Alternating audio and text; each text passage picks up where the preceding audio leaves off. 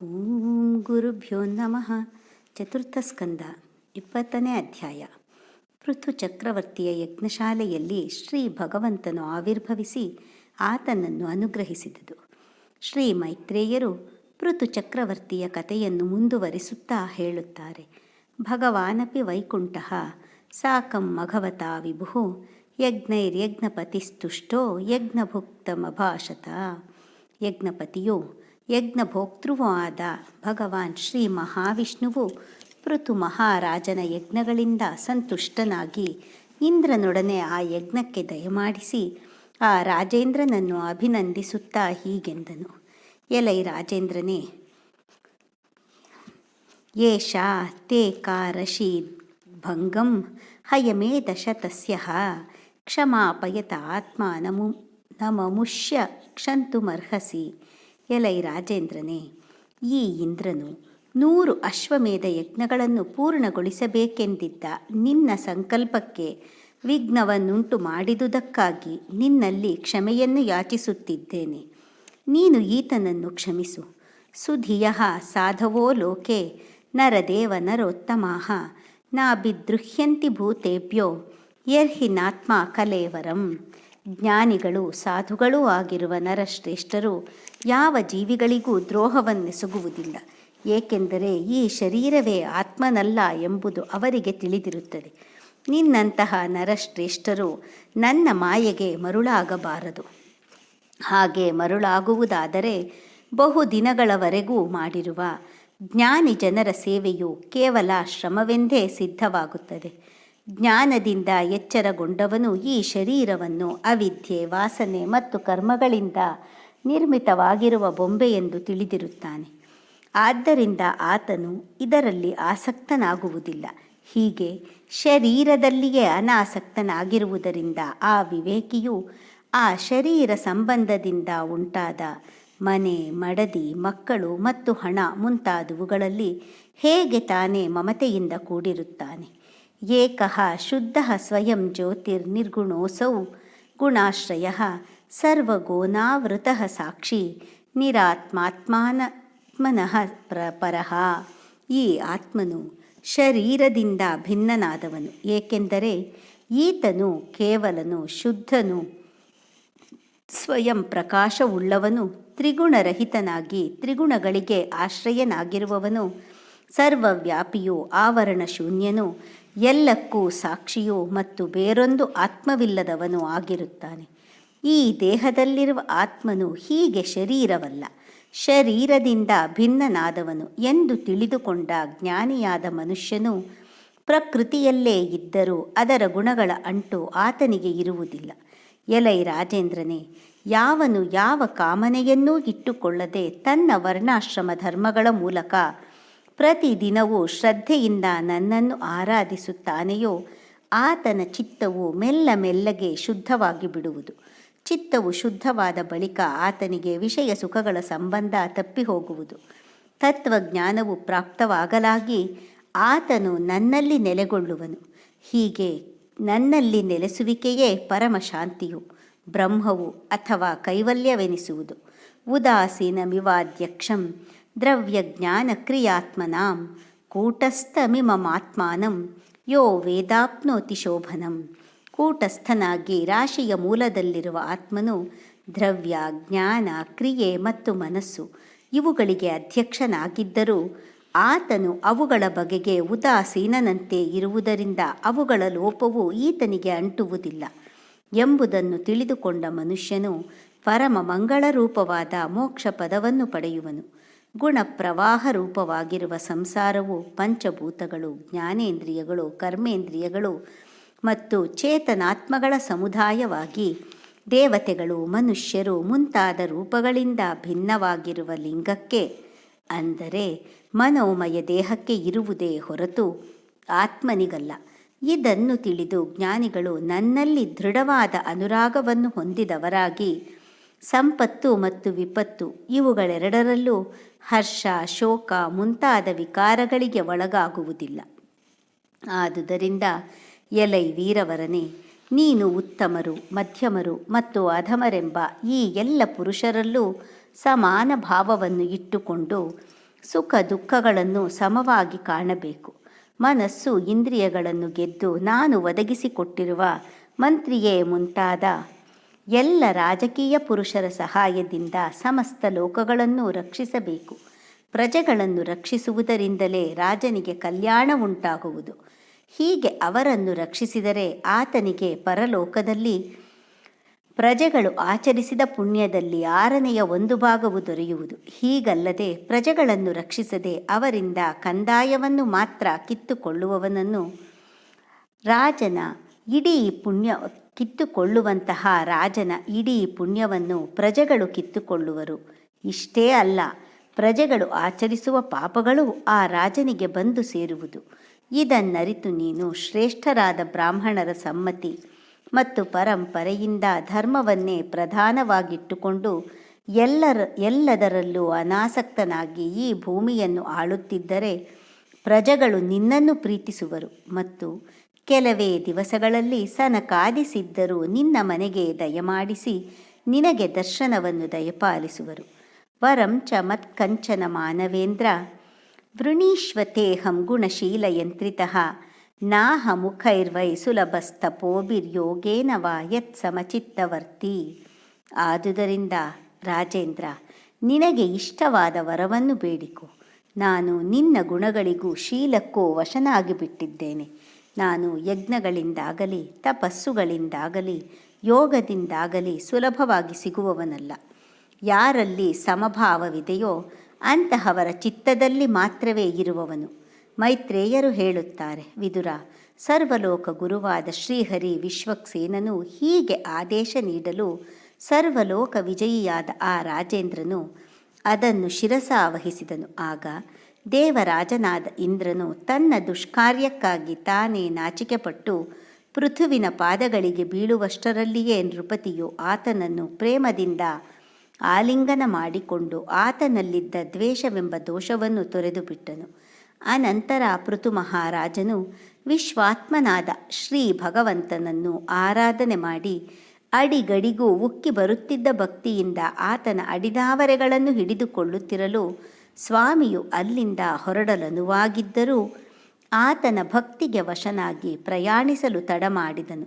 ಸಂತರಿಗೆ ಸಖನಾದ ಭಕ್ತಪ್ರಿಯನಾದ ಆ ಸ್ವಾಮಿಯು ತನ್ನ ಕಣ್ದಾವರೆಗಳಿಂದ ಆತನನ್ನು ನೋಡುತ್ತಲೇ ಇದ್ದನು. ಅಲ್ಲಿಂದ ಹೊರಡಲೇ ಇಲ್ಲ.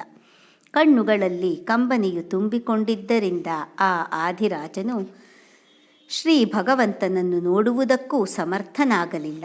ಗಂಟಲು ಗದ್ಗದವಾಗಿದ್ದರಿಂದ ಏನನ್ನೂ ಆಡುವುದಕ್ಕೂ ಶಕ್ತನಾಗಲಿಲ್ಲ. ಆತನನ್ನು ಹೃದಯದಲ್ಲಿ ಆಲಂಗಿಸಿಕೊಂಡು ಅಲ್ಲಿಯೇ ಧರಿಸಿಕೊಂಡು ಕೈ ಜೋಡಿಸಿಕೊಂಡು ಹಾಗೆಯೇ ನಿಂತುಕೊಂಡು ಬಿಟ್ಟನು. ಅನಂತರ ಕಂಬನಿಯನ್ನು ಒರೆಸಿಕೊಂಡು ಆ ಸೌಂದರ್ಯಾನಂದ ಮೂರ್ತಿಯನ್ನು ನೋಡತೊಡಗಿದನು.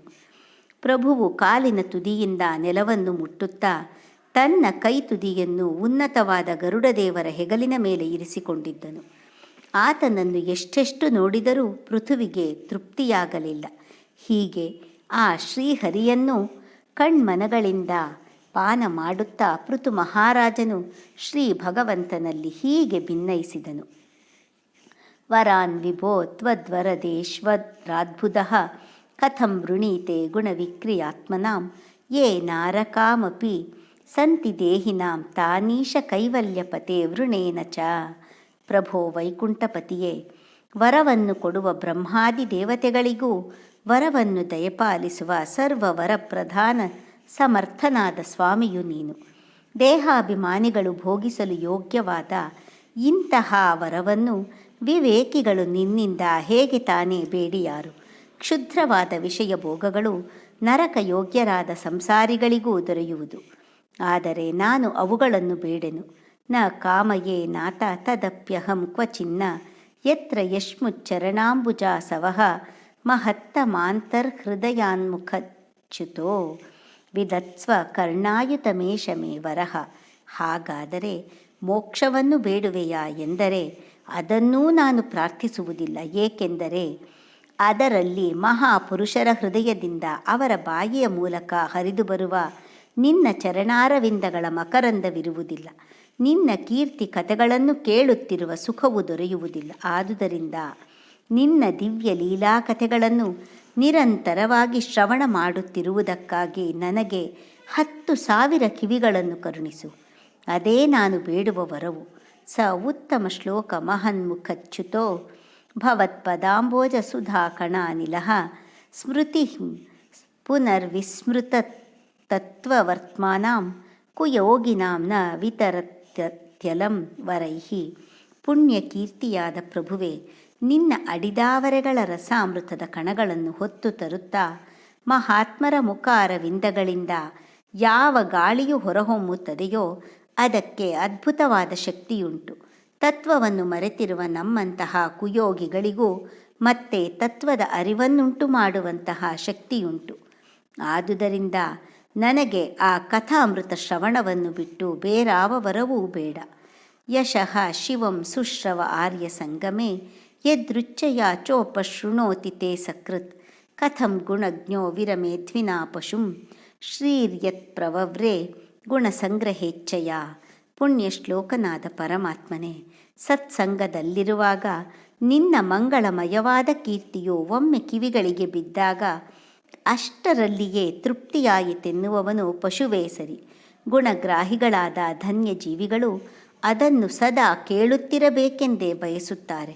ಜಗನ್ಮಾತೆಯಾದ ಶ್ರೀ ಮಹಾಲಕ್ಷ್ಮಿಯೂ ಕೂಡ ಗುಣ ಸಂಗ್ರಹಕ್ಕಾಗಿ ನಿನ್ನ ಆ ದಿವ್ಯ ಕಥೆಗಳ ನಿರಂತರವಾದ ಶ್ರವಣವನ್ನು ಬಯಸುತ್ತಾಳಲ್ಲವೇ.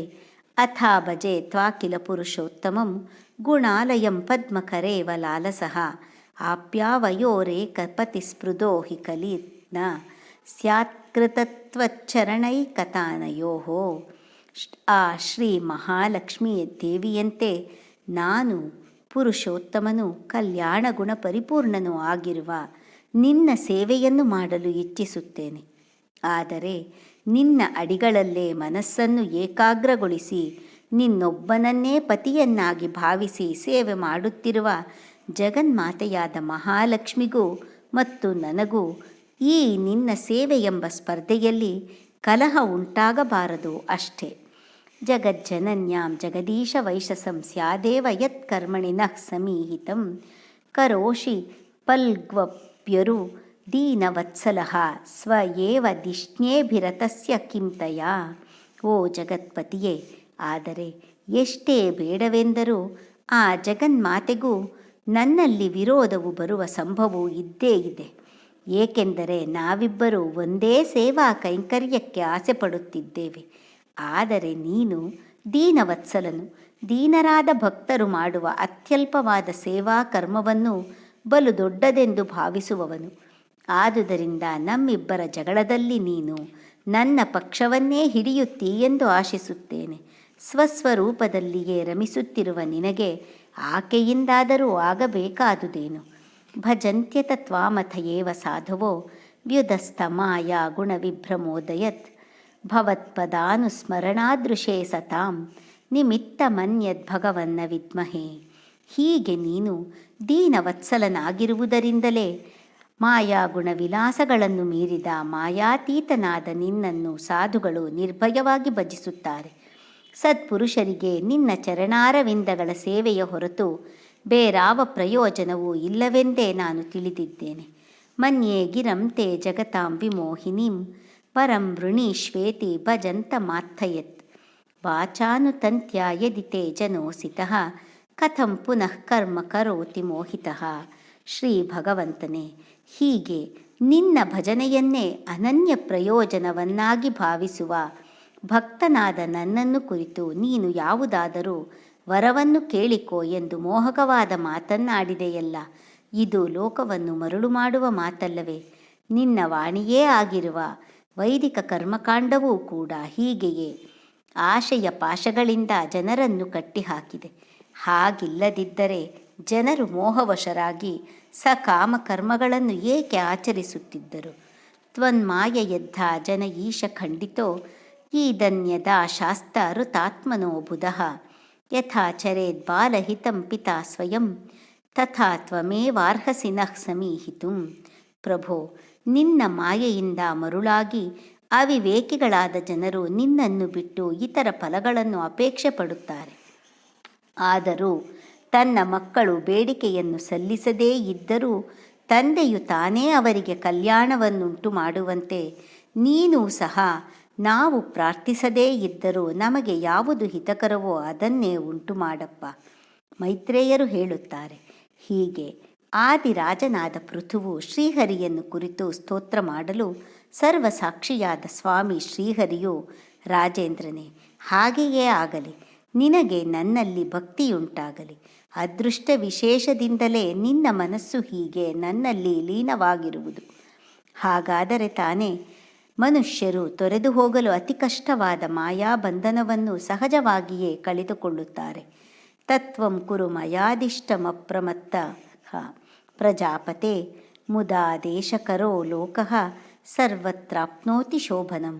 ಪ್ರಜಾಪಾಲಕನೇ, ಆದುದರಿಂದ ಈಗ ನೀನು ಸಾವಧಾನವಾಗಿ ನನ್ನ ಆದೇಶವನ್ನು ಪಾಲಿಸು. ನನ್ನ ಆಜ್ಞೆಯನ್ನು ಪಾಲನ ಮಾಡುವವನಿಗೆ ಎಲ್ಲೆಲ್ಲಿಯೂ ಮಂಗಳ ಉಂಟಾಗುವುದು.